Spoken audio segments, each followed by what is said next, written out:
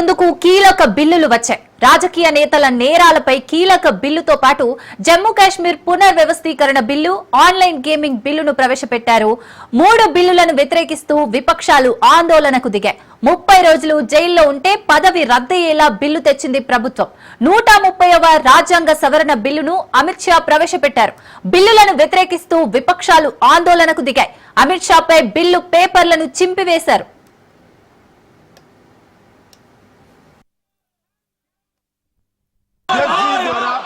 नाम निर्देश किए जाने वाले इस सभा के 21 सदस्य और उपसभापति द्वारा नाम निर्देश करने वाले 10 सदस्यों के मिलकर बनने वाले सभाओं की संयुक्त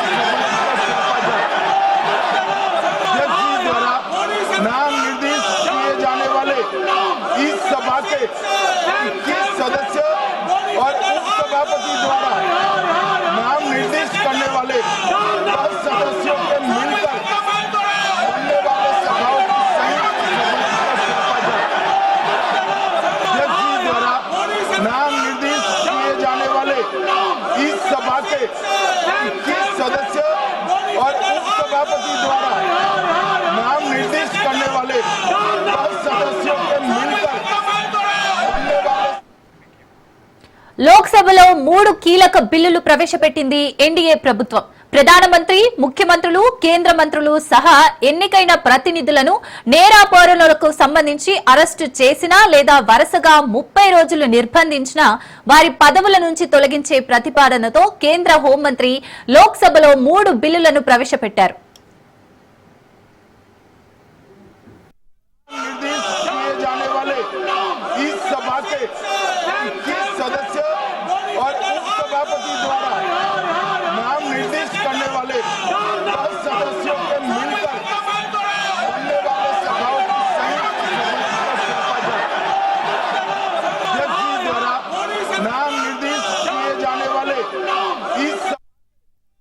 అయితే ఇది సభలో తీవ్ర గందరగోళానికి దారితీసింది. కేంద్రంలోని బీజేపీ నేతృత్వంలోని జాతీయ ప్రజాస్వామ్య కూటమి ప్రభుత్వం రాష్ట్రంలోని బీజేపీయేతర ప్రభుత్వాలను అస్థిరపరచాలని లక్ష్యంగా పెట్టుకుందని ప్రతిపక్షాలు ఆరోపించాయి. ఈ బిల్లులను ప్రతిపక్ష పార్టీలు తీవ్రంగా వ్యతిరేకించాయి. రాజకీయ ప్రత్యర్థుల అణచివేతకు, వారెన్సీ యాని వేధించడానికి ఇవి ఒక సాధనంగా ఉపయోగపడతాయని విపక్ష నేతలు ఆందోళన వ్యక్తం చేస్తున్నారు.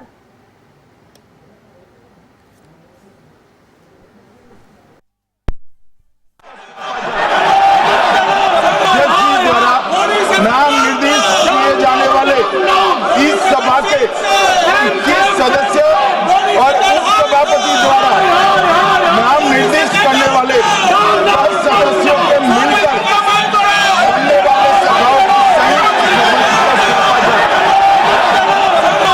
द्वारा नाम निर्देश కొత్త నిబంధనలు సమాఖ్య వ్యవస్థను బలహీనపరుస్తాయని, రాష్ట్ర ప్రభుత్వాల స్వయం ప్రతిపత్తిని దెబ్బతీస్తాయని ప్రతిపక్షాలు వాదిస్తున్నాయి. అయితే ఈ బిల్లులు రాజకీయాల్లో నేరాలను తగ్గించి పారదర్శకతను పెంచుతాయని అధికార పక్షం వాదిస్తోంది. नाम निर्देश किए जाने वाले इस सभा के 21 सदस्य और उपसभापति द्वारा नाम निर्देश करने वाले 10 सदस्यों के मिलकर बनने वाले सभाओं की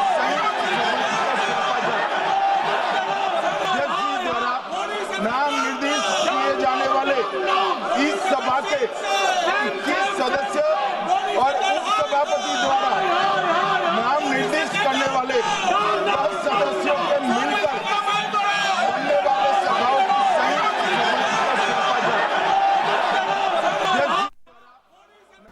పార్లమెంటు ముందుకు కీలక బిల్లులైతే వచ్చాయి. రాజకీయ నేతల నేరాలపై కీలక బిల్లుతో పాటు జమ్మూ కాశ్మీర్ పునర్వ్యవస్థీకరణ బిల్లు, ఆన్లైన్ గేమింగ్ బిల్లును ప్రవేశపెట్టారు. 3 బిల్లులను వ్యతిరేకిస్తూ విపక్షాలు ఆందోళనకు దిగాయి. 30 రోజులు జైల్లో ఉంటే పదవి రద్దయ్యేలా బిల్లు తెచ్చింది ప్రభుత్వం. 130వ రాజ్యాంగ సవరణ బిల్లును అమిత్ షా ప్రవేశపెట్టారు. బిల్లులను వ్యతిరేకిస్తూ విపక్షాలు ఆందోళనకు దిగాయి. అమిత్ షాపై బిల్లు పేపర్లను చింపివేశారు.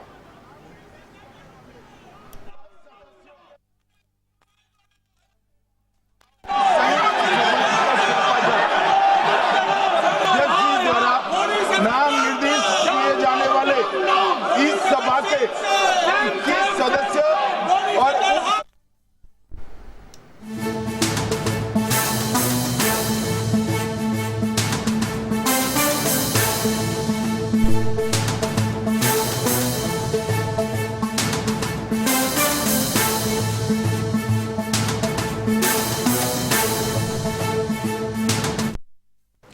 రైట్, బ్రేకింగ్ చూస్తున్నాం. తెలంగాణలో మద్యం షాపుల టెండర్స్ కు నోటిఫికేషన్ అయితే విడుదలైంది. 2025 నుంచి 2027 2 సంవత్సరాలకు గాను ప్రభుత్వం టెండర్స్ నోటిఫికేషన్ విడుదల చేసింది. అప్లికేషన్ ఫీజు 2 లక్షల నుంచి 3 లక్షలకు పెంచింది ప్రభుత్వం. 5,000 జనాభా కలిగిన షాపులకు 50 లక్షలుగా లైసెన్స్ ఫీజును అయితే నిర్ణయించింది. 50,000 నుంచి 1,00,000 జనాభా కలిగిన షాప్ కు 60 లక్షలు, 1,00,000 నుంచి 5 లక్షల జనాభాకు 65 లక్షలు, 5 లక్షల నుంచి 20 లక్షల జనాభా వరకు 85 లక్షలుగా నిర్ణయించింది. 20 లక్షల పైన జనాభాకు 1,10,00,000 ఫీజునైతే ప్రభుత్వం నిర్ణయించింది. అయితే నవంబర్ 30తో ప్రస్తుత వైన్ షాపుల గడువు అయితే ముగియనుంది. డిసెంబర్ 1 నుంచి నూతన మద్యం షాపులు అమల్లోకి రానున్నాయి. అయితే గౌడ్స్, ఎస్టీలకు షాపుల టెండర్లలో ప్రత్యేక రిజర్వేషన్ కల్పించారు. గౌడ్స్ కు 15%, ఎస్సీలకు 10%, ఎస్టీలకు 5% రిజర్వేషన్ అయితే కల్పించారు.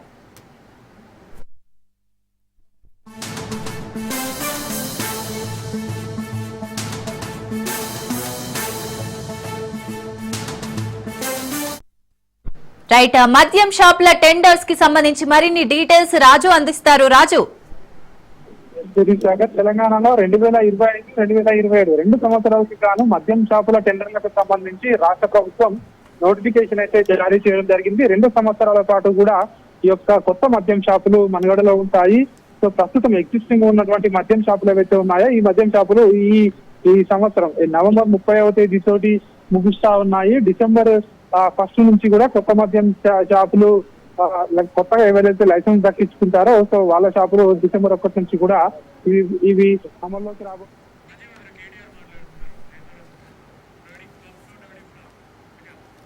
రైట్, మాజీ మంత్రి కేటీఆర్ మాట్లాడుతున్నారు. లైవ్ లో చూద్దాం.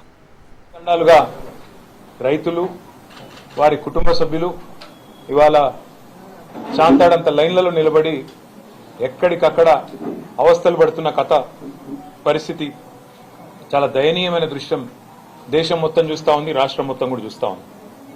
ఇవాళ ఒకటి స్పష్టంగా తేలిపోయింది. ఈ రాష్ట్ర ప్రభుత్వానికి చిల్లర రాజకీయాలు చేయడం తెలుసు, బురద జల్లడం తెలుసు, కానీ ఒక్క పని కూడా పనికొచ్చే ఒక్క పని కూడా చేత కాదు అనేది స్పష్టంగా తేలిపోయింది.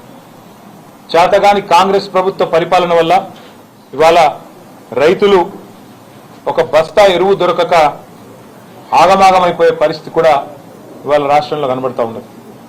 చివరికి పంట అమ్ముకోవాలి, పంట కొనాలి ప్రభుత్వం అంటే రైతులు అధికారుల కాళ్ళ మీద పడే దుస్థితి. అట్లాగే ఇవాళ ఎరువుల బస్తాల కోసం కూడా మరి ఎక్కడికక్కడ రైతులు కాళ్ళ వేళ్ల పడి అధికారులను బతిమలాడుకునే ఒక దయనీయమైన పరిస్థితి రాష్ట్రంలో కనబడతా ఉన్నది. అధికారుల కాళ్ళు పట్టుకునే దౌర్భాగ్యమైన పరిస్థితి ఇవాళ రాష్ట్రంలో కనబడతా ఉంది. ఏ చరిత్ర చూసినా ఏమున్నది గర్వకారణం అన్నట్టు కాంగ్రెస్ చరిత్ర ఎన్నడూ కూడా రైతుల విషయంలో సానుకూలమైన చరిత్ర కాదు, రైతులకు మేలు చేసిన చరిత్ర కాదు. ఇవాళ కూడా మళ్ళీ ఒకసారి ఆనాటి రోజులు తెస్తాము అనేదైతే మాట ఇచ్చిందో కాంగ్రెస్ పార్టీ, దానికి అనుగుణంగానే మరి ఆనాడు ఏవైతే అర్ధరాత్రి బాయికాడ వండుకునే దుస్థితి ఉండెనో ఇలా మళ్ళొకసారి చివరికి ఒక మహిళా రైతు ఎరువుల దుకాణం కాడ అక్కడ తెల్లారగట్టనే పోయి పండుకునే దుస్థితి, దుకాణం ముంగట పండుకునే దుస్థితి కూడా ఇలా తెలంగాణలో కాంగ్రెస్ ప్రభుత్వ గొప్పతనం మూలన కనబడతా ఉన్నది. కేసీఆర్ గారి నాయకత్వంలో ఆనాడు ప్రభుత్వంలో 6 నెలల ముందే బఫర్ స్టాక్ తెప్పించి ఎక్కడికక్కడ గోదాములు సీజన్ మొదలు కాకముందే నింపి పెట్టి భారతదేశంలో ఎక్కడెక్కడ మరి యూరియా దొరికితే, ఎరువు దొరికితే ఆడికెళ్లి తెప్పించి రైతుకు కడుపులో చల్లగదలకుండా కూర్చునే విధంగా ఇంటికి ఎరువుల బస్తాలు పంపిన పరిస్థితి కేసీఆర్ గారి ప్రభుత్వంలో మనం చూసినాం. 4 లక్షల మెట్రిక్ టన్నుల గోదాముల సామర్థ్యం ఉంటే మేము బాధ్యతలు చేపట్టినాడు రైతుకు మేలు జరగాలన్న ఉద్దేశంతో 24 లక్షల మెట్రిక్ టన్నుల సామర్థ్యానికి సంవత్సరంన్నరలోనే తీసుకొని పోయిన ఘనత కూడా కేసీఆర్ గారి ప్రభుత్వాన్ని. కానీ ఇప్పుడున్న కాంగ్రెస్ ప్రభుత్వం గోదాములున్నాయి, రైతు వేదికలున్నాయి, కష్టపడే రైతులున్నారు, కేసీఆర్ గారు కష్టపడి చేయించిన మిషన్ కాకతీయ చెరువులున్నాయి, అద్భుతంగా కట్టిన ప్రాజెక్టులు కాళేశ్వరంతో సహా ప్రాజెక్టులు కలకల్లాడుతున్నాయి. కానీ కాంగ్రెస్ ప్రభుత్వం మాత్రం వానాకాలం సీజన్ మొదలైనా దున్నపోతు మీద వానబడ్డట్టే కనీసం ప్లానింగ్ లేదు, సమీక్ష లేదు, సన్నద్ధత లేదు, ఎక్కడ కూడా ఒక ఆలోచన కూడా, ఒక ప్రణాళిక కూడా లేని పరిస్థితి కనబడతా ఉన్నది. ఒక ప్రణాళిక రాహిత్యం, అనుభవ రాహిత్యం, పరిపాలనా చాతగాంతనం, అదేవిధంగా ఇతర అంశాల మీద దృష్టి పెట్టడం వల్ల ఇవాళ రాష్ట్రంలో రైతులు అవస్థ పడతా ఉన్నారు, ఇబ్బంది పడతా ఉన్నారు. ఒక్కటంటే ఒక్కరోజు కూడా ముఖ్యమంత్రి గారు వ్యవసాయానికి సంబంధించిన సమీక్ష చేయలేదు. ఎరువుల మీద ఏ ఒక్కరోజు కూడా కనీసం కేంద్ర ప్రభుత్వాన్ని కలిసి విజ్ఞప్తి ఇచ్చిన పాపన పోలేదు. ఏదో పేరుకి రాహుల్ గాంధీని కలవడానికి పోయినట్టు పోయి ఏదో కాగితం ఇచ్చేసి రావడం కాదు. సిన్సియర్ గా, సీరియస్ గా ఇక్కడ ఏ పరిస్థితి ఉంది, ఎట్లా వ్యవసాయ విస్తరణ కేసీఆర్ గారి కాలంలో జరిగింది, దానికి తగ్గ విధంగా ఎంత ఎరువు కావాలి అనే ఒక ఇండెంట్ రాష్ట్ర ప్రభుత్వం నుంచి ఎన్నడూ కూడా పోలేదు. ముందస్తు ప్రణాళిక తయారు చేయలేదు. దాని ఫలితంగానే ఇవాళ రాష్ట్రంలో ఎరువుల కొరత కనబడతా ఉన్నది. కేసీఆర్ గారు ఉన్న 10 ఏళ్లు ఎన్నడూ లైన్లు లేవు, ఎన్నడూ ఎరువుల కోసం కొట్లాడుకునే పరిస్థితి లేదు. పోలీసులను పెట్టి ఎరువులు పంచే దుస్థితి ఎన్నడూ లేదు. మరి ఇవాళ రాష్ట్రంలో ఈ పరిస్థితి ఎందుకు వచ్చింది? కాంగ్రెస్ ప్రభుత్వం రాగానే రాష్ట్రంలో ఉన్న రైతన్నలు కూడా ఆలోచించాలని చెప్పి నేను కోరుతా ఉన్నా. ఇవాళ రాష్ట్రంలో పోలీసులు 2 పనులు చేస్తున్నారు. అయితే ఒకటి, బీఆర్ఎస్ నాయకుల మీద కేసులు పెట్టాలి, ఎట్లా సోషల్ మీడియాలో పోస్టులు పెట్టినా కూడా చిన్న చిన్న పిల్లల్ని కూడా భయపెట్టాలనేది ఒకటి. రెండోది, ఎరువుల బస్తాల కాడ కాపలా కాస్తా ఉన్నారు. ఎక్కడ రైతులు తిరగబడి అధికారులను తంతారేమో అని చెప్పి ఎక్కడికక్కడ పోలీసులను పెట్టి పోలీస్ పహారాలో ఎరువుల దుకాణాల దగ్గర మరి ఎరువులు పంచే దుస్థితిలో ఇవాళ ప్రభుత్వం ఉన్నది. వాస్తవం ఏంది అంటే రాష్ట్ర వ్యవసాయ శాఖ కానీ, మార్కెటింగ్ శాఖ కానీ, మార్కెట్ కానీ, రవాణా శాఖ కానీ, జిల్లా యంత్రాంగం కానీ వాటి మధ్యన సమన్వయ లోపం కూడా తీవ్రంగా కనబడతా ఉన్నది. ఎందుకంటే నడిపించే నాయకుడికి వ్యవసాయం మీద అవగాహన లేదు, అంటే పరిపాలన మీద అవగాహన అంతకంటే లేదు. కాబట్టి మరి వచ్చిన యూరియా కూడా కనీసం పంచే పరిస్థితి కూడా కనబడతలేదు. అట్లాగే మరి ఇంకా దారుణం ఏంటంటే ఒకవైపు చాంతాడంత లైన్లు ఏ ఊరికి పోయినా కనబడుతుంటే, వేల మంది వర్షాల్లో కూడా లైన్లలో తల్లడిల్లిపోతుంటే ముఖ్యమంత్రి గారు మాత్రం రాష్ట్రంలో ఎరువుల కొరతనే లేదు, షార్టేజ్ లేనే లేదు, ఇదంతా కృత్రిమ కొరత, సోషల్ మీడియా సృష్టి అని పనికిమాలిన డైలాగులతో టైంపాస్ చేస్తా ఉన్నారు తన జూబ్లీ హిల్స్ ప్యాలెస్ లో కూర్చొని. క్షేత్రంలోకి వస్తే తెలుస్తుంది. ఊర్లు తిరిగితే, సొసైటీల కాడికి పోతే, రైతులను కలిస్తే, దమ్ముంటే ఒక్కొక్క ముఖ్యమంత్రి కానీ, ఒక మంత్రి గారు కానీ రైతుల కాడికి పోతే వాళ్ళ పరిస్థితి ఏందో, వాళ్ళ బాధ ఏందో తెలుస్తుంది. నేను అభినందిస్తా ఉన్నా మా బీఆర్ఎస్ పార్టీ నాయకత్వం. చాలా చోట్ల వాళ్ళ క్షేత్రస్థాయిలో రైతులకు అండగా నిలబడుతున్నారు, ఎక్కడికక్కడ ధర్నాలు చేస్తున్నారు. పార్టీ పిలుపునివ్వకపోయినా ఎక్కడికక్కడ రైతుల కోసం స్వచ్ఛందంగా వారికి అండగా నిలబడ్డ బీఆర్ఎస్ నాయకత్వాన్ని నేను అభినందిస్తా ఉన్నా. ఊరూరా రైతులు ఆధార్ కార్డులు పెట్టి, వాటి మీద రాళ్లు పెట్టి, క్యూ లైన్ లో చెప్పులు పెట్టి మరి రాష్ట్ర ప్రభుత్వానికి సిగ్గొచ్చే విధంగా ఇవాళ మీడియా ఆ దృశ్యాలు ప్రసారం చేస్తా ఉంటే కాంగ్రెస్ ప్రభుత్వం అవి కనబడనట్టు, రైతుల ఆక్రందనలు వినబడనట్టు, రాష్ట్రంలో కొరత లేదు అని సిగ్గులేని మాటలు మాట్లాడుతూ ఉన్నది. మొన్నటిదాకా విత్తనాల కొరత, తర్వాత సాగునీటి సంక్షోభం, కరెంటు కోతలు మరొక వైపు, కొనుగోళ్ల లేమి మరొక వైపు, ఇప్పుడు ప్రస్తుతం ఎరువుల కొరత. ఈ కాంగ్రెస్ ప్రభుత్వం యొక్క నిర్వాహకం వల్ల రైతుల్లో ఇవాళ వాస్తవానికి ఆగ్రహావేశాలు కట్టలు తెంచుకుంటా ఉన్నాయి. తిట్టని రైతులేడు ఈ ప్రభుత్వాన్ని, తిట్టని రైతులేడు, శాపనార్థాలు పెట్టని మహిళా రైతులు లేరు, వారి కుటుంబ సభ్యులు లేరు. ఒక ఎకరానికి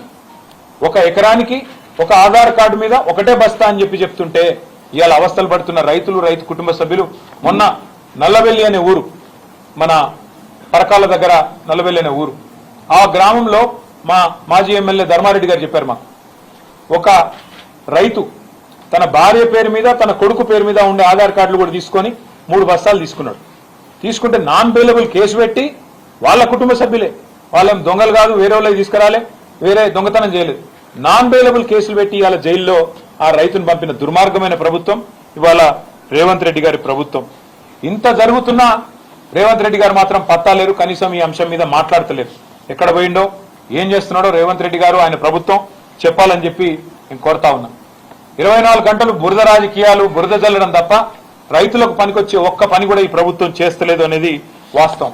ఇంకొక అనుమానం కూడా మాకుంది, కాంగ్రెస్ నాయకులే చాలా మంది చాలా చోట్ల బ్లాక్ మార్కెటింగ్ కూడా చేస్తున్నారనే అనుమానం కూడా మాకుంది. లేకపోతే ఇంత షార్టేజ్ రాదు. కేసీఆర్ గారు ఉన్నప్పుడు 10 ఏళ్ళు ఎన్నడూ ఒక్కరోజు కూడా రైతుకు అవస్థ ఉండదు ఎరువుల కోసం. కాంగ్రెస్ రాగానే ఎందుకు స్టార్ట్ అయింది ఇట్లా సడన్ గా? బఫర్ స్టాకులు పెట్టుకునే విధానం కానీ, ఇంకోటి కానీ, ఆ నైపుణ్యం కానీ అధికారులకు ఉంది. అధికారులను పనిచేయనిస్తే వాళ్ళు బ్రహ్మాండంగా చేస్తారు.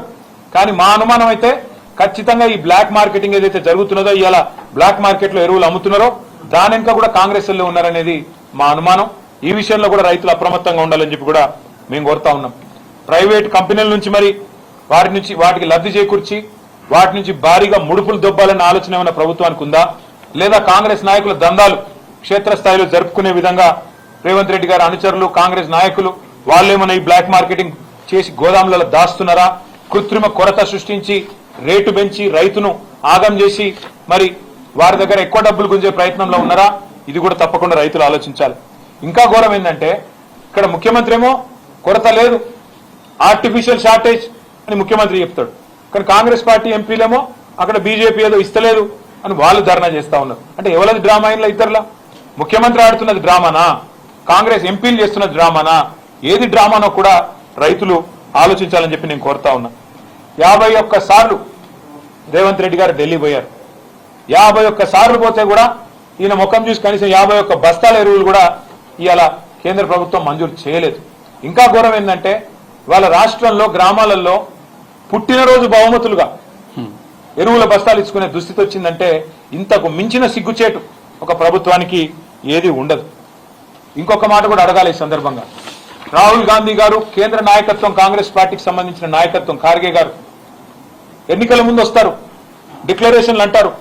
వరంగల్లోనైతే పెద్ద పెద్ద మాటలు చెప్పిండు రాహుల్ గాంధీ, రైతు డిక్లరేషన్ అని పెట్టి రైతులకు ఇది చేస్తాం అది చేస్తాం, బోనస్ ఇస్తాం, 15,000 15,000 రైతు బంధు ఇస్తా, అందరికి బోనస్ ఇస్తా, కౌలు రైతులకు రైతు బంధు ఇస్తా, రైతు కూలీలకు 12,000 ఇస్తా, ఇన్ని చెప్పిన రాహుల్ గాంధీ రైతు డిక్లరేషన్ లో ఇవాళ ఎరువులు దొరకపోతే పార్లమెంట్ లో నీ నోరు ఎందుకు తెరుస్తలేవు? ఒక్కటంటే ఒక్క రోజు రాహుల్ గాంధీ గారు మాట్లాడినారా ఎరువుల కొరత మీద? ఎందుకు కేంద్ర ప్రభుత్వం సహకరిస్తలేదని చెప్పినరా? ఇది ఒక్క మాట కూడా అడగలేకపోతే కేంద్రంలో ఉన్న కాంగ్రెస్ పార్టీ ప్రధాన ప్రతిపక్ష నాయకుడు గాని అట్లాగే 8 మంది ఎంపీలు గాని మీరు ఎందుకున్నారు అని ఇవాళ తెలంగాణ రైతులు అడుగుతా ఉన్నారు. 10 ఏళ్లలో లేని సమస్య, 10 ఏళ్లలో రాని సమస్య, 10 ఏళ్లలో రాని కొరత ఇవాళ సడన్ గా ఎందుకు వచ్చిందని చెప్పి మేము రాష్ట్ర ప్రభుత్వాన్ని అడుగుతా ఉన్నాం. అట్లాగే మీరు రాష్ట్రంలో ఉన్న పరిస్థితులు ఇవాళ వ్యవసాయ రంగంలో ముఖ్యంగా ఇవన్నిటినీ మీరు దాచిపెట్టి కావాలని పంటలు ఎండబెట్టే విధంగా కన్నెపల్లి పంపు మోటార్ ఆన్ చేయకుండా కిందికి నీళ్లు పోతా ఉంటే శ్రీశైలం నుంచి పైన మరి పాలమూరులోని చెరువులు నింపేదానికి అక్కడ మోటార్లు ఆన్ చేయకుండా రాష్ట్రంలో ఎక్కడ కూడా చెరువులు నింపడానికి ప్రయత్నం చేయకుండా కిందికి నీళ్లను పంపే పరిస్థితి ఏదైతే ఉన్నదో ఇది రాష్ట్ర రైతాంగం మొత్తం కూడా చూస్తా ఉన్నది.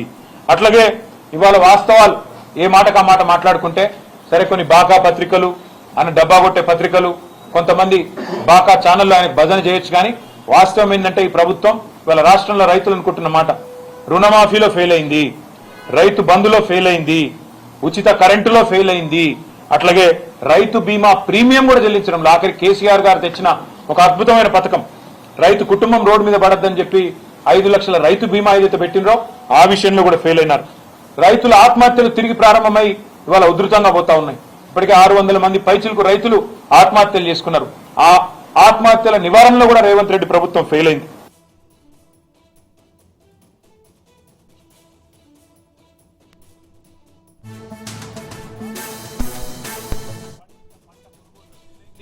బోనస్ ఇవ్వడంలో ఫెయిల్ అయింది, అట్లాగే విత్తనాల సరఫరాలో ఫెయిల్, ఈ రోజు ఎరువుల సరఫరాలో కూడా అట్టర్ ఫ్లాప్. ఇది వాస్తవం. కానీ దీనివల్ల నష్టపోతున్నది 70 లక్షల మంది రైతులు. వారి తరపున తప్పకుండా మేము కొట్లాడడానికి సిద్ధంగా ఉన్నాం. తప్పకుండా మరి క్షేత్రస్థాయి నుంచి రాష్ట్ర స్థాయి దాకా కూడా పోరాటాల్లో బీఆర్ఎస్ పార్టీ ముందుంటది. వెంటనే పోరాట కార్యాచరణను కూడా ప్రకటిస్తాం. అట్లాగే ఢిల్లీకి బస్తాలు మోసే దాని మీద ఉన్న శ్రద్ధ, ఢిల్లీకి మూటలు మోసే దాని మీద ఉన్న శ్రద్ధ ఎరువుల బస్తాలు తెప్పించే విషయంలో మాత్రం రేవంత్ రెడ్డి గారికి లేదు అనేది కూడా ఇవాళ తేలిపోయింది.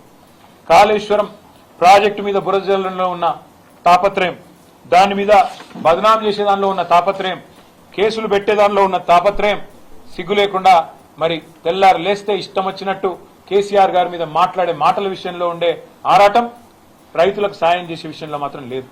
ఇంకా ఘోరం ఏంటంటే మేము ఏం మాట్లాడినా తెల్లారి ఒంటికాలతో మా మీద లేచే బీజేపీ ఇవాళ రైతులు ఇంత అవస్థల్లో ఉంటే ఒక్క మాట మాట్లాడతలేదు. ఒక్క కేంద్ర మంత్రి మాట్లాడాడు, ఒక్క బీజేపీ ఎంపీ మాట్లాడాడు, ఒక్క బీజేపీ ఎమ్మెల్యే రాష్ట్ర ప్రభుత్వం ఏం చేస్తుందని అడగడు. కనీసం కేంద్రం ఎంత ఎరువులు ఇచ్చిందో చెప్పే పరిస్థితి కూడా మరి కేంద్ర మంత్రులకు కానీ రాష్ట్రంలో ఉండే బీజేపీ పార్టీకి కానీ లేకపోవడం అనేది సిగ్గుచేటు. పక్కనే ఉంది ఆంధ్రప్రదేశ్. ఆంధ్రప్రదేశ్లో మంత్రులు ఢిల్లీకి పోయి అక్కడ మరి కేంద్రంలో ఉండే మంత్రుల్ని పట్టుకొని బతిన్లాడుకొని మొత్తానికి ఎరువులు తెచ్చుకుంటున్నారు. కానీ మన రాష్ట్ర ముఖ్యమంత్రి 51 సార్లు పోయినా ఇప్పటివరకు 51 బస్తాలు కూడా అదనంగా రాలేదు. మరి 8+8 0 అని మేము ఎప్పుడో చెప్పినాం. 8 మంది బీజేపీ ఎంపీలు, 8 మంది కాంగ్రెస్ ఎంపీలు, రాష్ట్రం నుండి ప్రాతినిధ్యం వహిస్తున్న కేంద్ర మంత్రులు అందరూ కలిపి ఇవాళ రైతులకు సాధించింది గుండు 0 అనేది మళ్ళొక్కసారి తేలిపోయింది. రెండు పార్టీలు కూడా కాంగ్రెస్ బీజేపీ ఎరువుల విషయంలో రైతులను మోసం చేయడంలో దొందే అనేది స్పష్టంగా తేలిపోయింది. ఇవాళ వాస్తవం కేంద్రంలో ఉన్న బీజేపీ ప్రభుత్వం మంచిగానే ఇస్తున్నది, కానీ కింద రాష్ట్ర ప్రభుత్వం పంచలేదు. ఏమైతుందో ఇక్కడికి వచ్చినాక యూరియా అని ఇక్కడ బీజేపీ ప్రెసిడెంట్ చెప్తున్నాడు. అంటే బ్లాక్ మార్కెటింగ్ జరుగుతుందని చెప్తున్నావా? కాంగ్రెస్ మధ్యలో యూరియా తింటున్నారని చెప్తున్నావా? మరి తింటుంటే నీ ప్రభుత్వం ఏం చేస్తుంది బీజేపీ ప్రభుత్వం అని మేము అడుగుతా ఉన్నాం. అట్లాగే మరి పార్లమెంట్ లో చెప్తున్నారు మేము తగినంత మొత్తంలో సప్లై చేసినామని చెప్తున్నారు. మరి బ్లాక్ మార్కెటింగ్ జరుగుతుందా? మీరు వెంటనే కేంద్ర వ్యవసాయ శాఖ అదేవిధంగా కేంద్రంలోని సంస్థలు చర్యలు తీసుకోవాలి. బ్లాక్ మార్కెటింగ్ ఎవరైనా నమ్మితే వెంటనే జోక్యం చేసుకోవాలి. రాష్ట్ర ప్రభుత్వం చేస్తున్న ఈ దందాల మీద కూడా దృష్టి పెట్టాలి. ప్రైవేట్ కంపెనీలకు లాభం లభించే విధంగా, వారికి లాభం చేకూరే విధంగా ఇవాళ కొంత కుమ్మక్కైనట్టుగా రాష్ట్ర ప్రభుత్వం వ్యవహారం చేస్తుందనేది మా అనుమానం. పక్కదారి పట్టించి ఢిల్లీ నుంచి వచ్చిన యూరియాని కావాలని కొంతమందికి లాభం చేయడానికే ఈ రకమైన వైఖరి వారు అవలంబిస్తున్నారనేది మా అనుమానం. అందుకే ఈ విషయంలో కూడా దర్యాప్తు సంస్థలు జోక్యం చేసుకోవాలి. మరి తప్పకుండా వెంటనే స్పందించాలని కోరుతా ఉన్నాం. అట్లాగే ఆనాడు రామగుండం ఫర్టిలైజర్ ఫ్యాక్టరీని కేసీఆర్ గారి ప్రభుత్వం ఉన్నప్పుడు మేము పెడతామంటూ కేంద్రం ముందుకొస్తే వారికి సకల సౌకర్యాలు కల్పించింది మా ప్రభుత్వం. మేము ఇవాళ కేంద్ర ప్రభుత్వాన్ని కూడా డిమాండ్ చేస్తా ఉన్నాం. మేము సంపూర్ణంగా సహకరించినా ఆ ఫ్యాక్టరీ ఇవాళ ఫుల్ కెపాసిటీతో పనిచేస్తలేదు. మరి మన దగ్గరనే ఫర్టిలైజర్ ఉత్పత్తి అయి మన రాష్ట్రంలోనే ఫర్టిలైజర్ షార్టేజ్ ఉండడం అనేది మనకు సిగ్గుచేటు. కాబట్టి వెంటనే ఈ విషయంలో కేంద్రం కూడా స్పందించి సమీక్ష చేసి రామగుండం ఫర్టిలైజర్ యూనిట్ ని కూడా ఫ్యాక్టరీని కూడా పూర్తి స్థాయిలో పనిచేసే విధంగా చర్యలు తీసుకోవాలని చెప్పి కూడా మేము కోరుతా ఉన్నాం. అట్లాగే బీఆర్ఎస్ ప్రభుత్వంలో ఆనాడు మరి వానాకాలం డిమాండ్ కేవలం 9.8 లక్షల మెట్రిక్ టన్నులుంటే ఆనాడు సకాలంలో మేము ఎరువులు అందించినాం. ఈ రోజు మరి ఆనాడు మన ప్రభుత్వం ఉన్నప్పుడు సీజన్ 10-12 లక్షలు ఉన్నప్పుడు కూడా అందించగలిగినాం. డిమాండ్ ఉన్నప్పుడు బఫర్ స్టాక్ పెట్టుకున్నాం, కొన్నాం. ఏ డిమాండ్ ఎక్కడ దేశంలో లేనాడు కొన్నాము. మరి పెరుగుతున్న వ్యవసాయ విస్తరణకు అనుగుణంగా మేము ఆనాడు ఈ రకంగా ప్లానింగ్ తో కేసీఆర్ గారి ముందు చూపుతో ముందుకు పోయినాం. కాబట్టే మరి ఎక్కడా కూడా రైతుకి ఇబ్బంది కాకుండా 10 సంవత్సరాలు కాపాడుకున్నాం. సీజన్ మొదలు కాకముందే కేసీఆర్ గారు 24 గంటల పాటు మరి సమీక్ష చేసి ఎక్కడికక్కడ ప్రతి జిల్లాను కూడా మరి సన్నద్ధం చేసి ఎక్కడ కూడా రైతుకి ఇబ్బంది కాకుండా మా అందరినీ కూడా పురమాయించి పనిచేయించేటోళ్ళు. ఎక్కడ షార్టేజ్ కనిపించినా ముందే అధికారులు కానీ మంత్రులు కానీ ఢిల్లీకి పోయి మరి తగినంత మొత్తంలో బ్రహ్మాండంగా ఎరువులు సాధించుకునేటోళ్ళం. కానీ ఈ రోజు ఈ ప్రభుత్వానికి ఏ పట్టింపు లేదన్నది మళ్ళొకసారి అర్థమైంది. అందుకే రేవంత్ రెడ్డిని మేము అడిగేది ఒకటే, నువ్వు మరి ముందుకు వచ్చి ఎరువులు సరఫరా చేసే విషయంలో స్పష్టంగా బ్లాక్ మార్కెటింగ్ విషయంలో ఈ రాష్ట్రంలో జరుగుతున్న పరిస్థితుల విషయంలో ఒక శ్వేతపత్రం విడుదల చేస్తావా? ఎంత వచ్చింది, ఎంత సరఫరా జరిగింది, ఎంతమందికి ఎంత ఎరువు అందింది, ఎంత పక్కదారి పట్టింది, ఎంత బ్లాక్ మార్కెటింగ్ జరిగిందనే విషయంలో రాష్ట్ర ప్రజలకు నిజం తెలవాలంటే మరి వెంటనే శ్వేతపత్రం ప్రచురించాలని చెప్పి మేము డిమాండ్ చేస్తా ఉన్నాం. లేని పక్షంలో మరి క్షేత్రస్థాయి నుంచి రాష్ట్ర స్థాయి దాకా పోరాటానికి నిర్మాణం చేస్తాము. చివరగా మరి పోరాటంలోకి పోయే ముందు నేను ఎక్కడికక్కడ ఇవాళ నాకు రెగ్యులర్ గా ప్రతి ఊరు నుంచి ప్రతి నియోజకవర్గం నుంచి కూడా ఫోటోలు పంపుతా ఉన్నారు మాకు. అన్న ఇక మా దగ్గర ఇంత పెద్ద లైన్ ఉంది, మా దగ్గర ఇంత పెద్ద లైన్ ఉంది అని చెప్తా ఉన్నారు. నేను మా బీఆర్ఎస్ సోదరులను కూడా కోరుతా ఉన్నా, ఎక్కడికక్కడ రాష్ట్ర వ్యాప్తంగా ఉన్న మా నాయకత్వాన్ని కూడా కోరుతా ఉన్నా, దయచేసి గౌరవనీయులైన నియోజకవర్గాల ఇన్ఛార్జీలు, ఎమ్మెల్సీలు, ఎమ్మెల్యేలు, మాజీ పార్లమెంట్ సభ్యులు, మాజీ జిల్లా పరిషత్ చైర్మన్లు, జెడ్పీటీసీలు, ఎంపీపీలు అందరూ కూడా దయచేసి రాబోయే వారం రోజుల పాటు అన్ని నియోజకవర్గ కేంద్రాల్లో, అన్ని నియోజకవర్గాల్లో, అన్ని సొసైటీ కేంద్రాల్లో ఎక్కడికక్కడ మరి ఈ ఎరువుల పంపిణీ కాడికి మనం పోవాలి, రైతులతో మాట్లాడాలి. ఆనాటి పరిస్థితి ఎట్లుండే ఇవాళ ఎట్లా ఉన్నదో వారికి గుర్తు చేయాలి. అట్లాగే అధికారులతో కూడా సంభాషించాలి. ఎందుకు పైనుంచి ఎంత వచ్చింది, మీరు ఎంత ఇస్తున్నారు, పైనుంచి షార్టేజ్ ఉందా, లేకపోతే ఇక్కడికి వచ్చినాక షార్టేజ్ అవుతున్నదా, డిమాండ్ ఏమైనా పెరిగిందా, పోయిన సీజన్లో ఎంతుండే, కేసీఆర్ గారు మరి 2023 ఆనాటి వానాకాలం ఎంత ఇచ్చినారు, ఈ రోజు ఎంత ఉంది, ఎందుకు పరిస్థితి మారిందనే విషయంలో కూడా రైతులకు వివరించి చెప్పాలి. ఇక అవసరమైతే ఇక్కడ రాష్ట్రంలో కూడా మేము కూడా వ్యవసాయ అగ్రికల్చర్ కమిషనర్ గారు ఎవరైతే ఉన్నారో వారిని కూడా కలుస్తాం, వారితో కూడా మరి వ్యవసాయ మంత్రి గారిని కూడా కలుస్తాం, ప్రభుత్వాన్ని కూడా కలిసి అడుగుతాం ఏం జరుగుతుంది, ఎందుకు ఇంత దరిద్రంగా పరిపాలన ఉన్నది, ఎందుకు ఇంత మరి దౌర్భాగ్యమైన పరిస్థితుల్లో రాష్ట్ర రైతాంగాన్ని అవస్థలు పెడుతున్నారో అడుగుతాం. కానీ రాష్ట్ర వ్యాప్తంగా రైతులు ఆనాటి రోజులు కేసీఆర్ గారి గవర్నమెంట్ లో మరి ఈ రోజు కాంగ్రెస్ ప్రభుత్వంలో ఉన్న ప్రస్తుత పరిస్థితులు గమనించి మరి ధైర్యం కోల్పోకుండా మేమందరం కూడా మీకు అండగా ఉంటాం. ధైర్యం కోల్పోకుండా పోరాటానికి నడుం బిగించాలని మేము మా పార్టీ తరఫున విజ్ఞప్తి చేస్తూ మా నాయకులు రాబోయే వారం రోజుల పాటు క్షేత్రస్థాయిలో విస్తృతంగా పర్యటిస్తారు. అందరం కూడా ప్రతి నియోజకవర్గంలో కూడా అన్ని సెంటర్లకు పోతాం, ఎక్కడికక్కడ రైతుల తరఫున ప్రభుత్వాన్ని నిలదీస్తామని చెప్పి కూడా తెలియజేస్తూ రాష్ట్ర రైతాంగం ధైర్యంగా ఉండాలని కోరుతాం.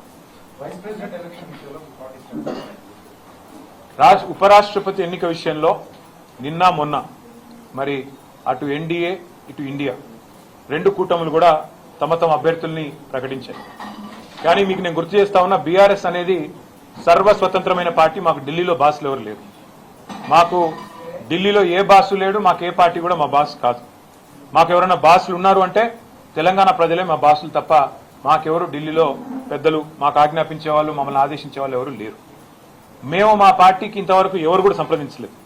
ఈ అభ్యర్థి కానీ ఆ అభ్యర్థి కానీ ఈ కూటమి కానీ ఆ కూటమి కానీ ఎవరు కూడా మమ్మల్ని సంప్రదించలేదు, మమ్మల్ని అడగలేదు. మేము కూడా ఒక పార్టీగా కేవలం మీడియాలో చూసిందే తప్ప ఉపరాష్ట్రపతి ఎన్నిక జరుగుతుందని మాకు ఇంతవరకు ఎవరు కూడా సంప్రదించింది లేదు, ఎవరు కూడా అడిగింది లేదు. పార్టీగా ఇంకా టైం ఉంది, సెప్టెంబర్ 9 ఎన్నిక కాబట్టి కూర్చొని ఆలోచించుకొని మేము ఎలక్షన్ తేదీ నాటికి మా వైఖరి ప్రకటిస్తాం. కానీ ఒకటి మాత్రం నేను గుర్తు చేస్తా ఉన్నా, మేము ఎన్డీఏ కూటమిలో లేము, ఇండియా కూటమిలో లేము. మాకు ఇద్దరు అభ్యర్థులకి ఎవరికి సపోర్ట్ చేయాలనే విషయంలో మాకు ఢిల్లీ నుంచి ఏ ఒత్తిడి లేదు, మాకు ఏ ఒత్తిడికి తల ఒగ్గాల్సిన అవసరం లేదు. మాకు ఢిల్లీలో ఏ బాస్ కూడా లేరు. మేము తెలంగాణ ప్రజల మూడుకు అనుగుణంగా, తెలంగాణ ప్రజల ఆకాంక్షలకు అనుగుణంగా, ఇక్కడ ప్రజల ప్రయోజనాలకు అనుగుణంగా, రాష్ట్ర ప్రజల ప్రయోజనాలకు అనుగుణంగా ఏ నిర్ణయమైనా తీసుకుంటాం తప్ప మేము ప్రస్తుతానికైతే ఏ నిర్ణయం కూడా తీసుకోవాలి.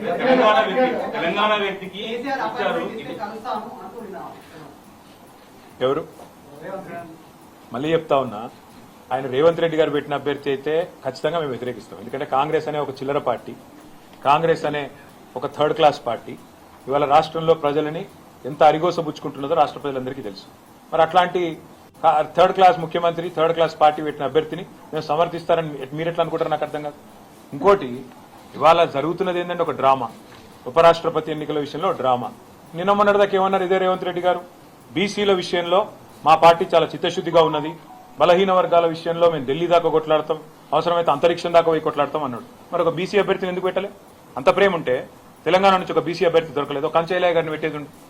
తెలంగాణ నుంచి ఒక బీసీ అభ్యర్థిని పెట్టి ఇగో ఇది మా చిత్తశుద్ధి అని చెప్పుకునేది ఉండే. అంటే బీసీల మీద ప్రేమ మాత్రం నోట్లోనే ఉంటుంది, మళ్ళీ ఎన్నికలు నిలబెట్టే టైంకి వచ్చే వరకు మాత్రం బీసీలు కనబడరు మీకు. అట్లాంటి మీ మాటలు మేము నమ్మాలి, మీ మాటలు నమ్మి మళ్ళీ మీ వెనక నిలబడాలి. నేను అడుగుతా ఉన్నామ్మా, మీరేమైనా మెహర్బాన్ చేస్తుండ్రా మాకు? మేము సర్వస్వతంత్రమైన పార్టీ, మేము డెఫినెట్ గా ఎన్డీఏలో లేము, ఇండియాలో లేము. మేము మా మోడీ మా బాస్ కాదు, రాహుల్ గాంధీ మా బాస్ కాదు, తెలంగాణ ప్రజలు మా బాసులు. వాళ్ళ ఆలోచనకు అనుగుణంగా, వాళ్ళ అభిప్రాయానికి అనుగుణంగా మా నిర్ణయం ఉంటుంది. ఇక్కడ ఒకటి మాత్రం వాస్తవం, రెండు పార్టీలు దొందు దొండేనండి. కాంగ్రెస్ బీజేపీ రెండు కూడా దొందు దొందే. తెలంగాణను ఇద్దరు కూడా ముంచినోళ్లే. 11 ఏళ్లు బీజేపీ ఏం చేయలే, 2 సంవత్సరాలకు 20 నెలలుగా కాంగ్రెస్ ఏమీ చేయలే, ఇచ్చిన ఒక్క మాట నిలబెట్టుకోలే. ఆ ఇద్దరు అభ్యర్థులను మేము అంత సీరియస్ గా తీసుకోవాల్సిన అభిప్రాయం ఆలోచన ఉంటుందని నేనైతే వ్యక్తిగతంగా అనుకోను. కానీ పార్టీగా, ఎందుకంటే నా ఒక్కడ అభిప్రాయం పార్టీ అభిప్రాయం కాదు, పార్టీగా మేము కూర్చుని ఆలోచించి డెఫినెట్ గా మా ఎమ్మెల్యేలు ఉన్నారు, మా ఎంపీలు ఉన్నారు, మా ఎమ్మెల్సీలు ఉన్నారు, మా ఇన్ఛార్జీలు ఉన్నారు, మా స్టేట్ కమిటీ ఉంది, అందరం అవసరమైతే పెద్దలు కేసీఆర్ గారితో మా అభిప్రాయాలు చెప్పి ఒక పార్టీగా నిర్ణయం తీసుకుంటాం. వ్యక్తిగతంగా నేను అనుకోవడం మాత్రం రెండు కూడా దొందు దొందే, కాంగ్రెస్ బీజేపీ రెండు దొందు దొందే. రెండు తెలంగాణకు పనికొచ్చే పార్టీలు కాదు, రెండు ఢిల్లీ పార్టీలే. వాటిని పట్టించుకోవాల్సిన అవసరం కానీ, వాటి రాజకీయం గురించి ఆలోచించాల్సిన అవసరం కానీ లేదు అనేది వ్యక్తిగతంగా నా అభిప్రాయం.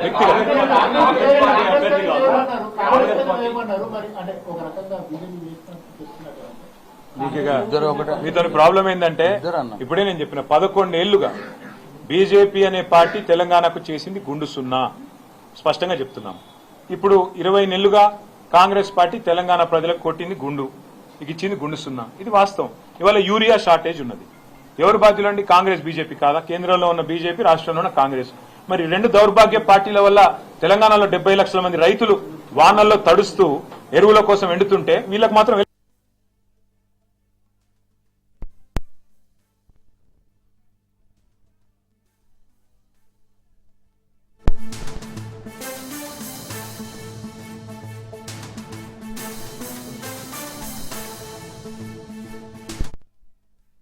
నా వ్యక్తిగతమైన అభిప్రాయం ఒక వ్యక్తిగా రెండు పార్టీలు కూడా మనకు తెలంగాణకు చేసిందేమీ లేదు, పట్టించుకోవాల్సిన అవసరం లేదని నా వ్యక్తిగత అభిప్రాయం.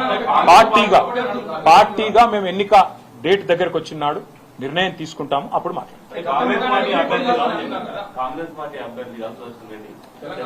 అని రేవంత్ రెడ్డి గారు చెప్తున్నాడంటే నువ్వు అర్థం చేసుకోవచ్చు. రేవంత్ రెడ్డి గారి మాటను కూడా మీరు నమ్మితే నేనేం చేయలేదు.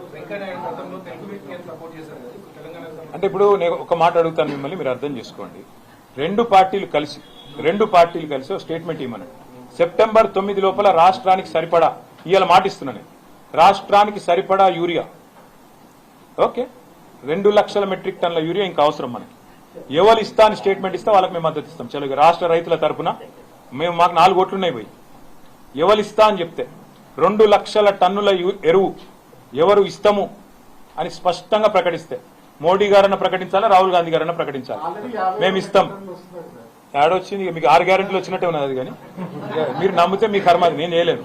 తులం బంగారం కూడా వచ్చేసింది, 2500 కూడా వచ్చేసినాయి, రైతులందరికీ 15,000 కూడా అడ్డాయి. నువ్వు మహేష్ గౌడ్ మాటలు అంటే 6 గ్యారెంటీలు కూడా అమలైపోయినాయి. మీరు నమ్మదలుచుకుంటే మీరు నమ్మండి, మేము ఈ చిల్లర మాటలు మేము నమ్మము. ఎవరు 2 లక్షల టన్నుల ఎరువులు మేము తీసుకొచ్చి సెప్టెంబర్ 9 లోపల పెడతాం అని స్పష్టంగా అష్యూరెన్స్ ఇస్తే ఆ బెర్త్కి ఓటేసే విషయంలో మేము ఆలోచిస్తాం, సానుకూలంగా పరిశీలిస్తాం. Thank you. తెలంగాణలోని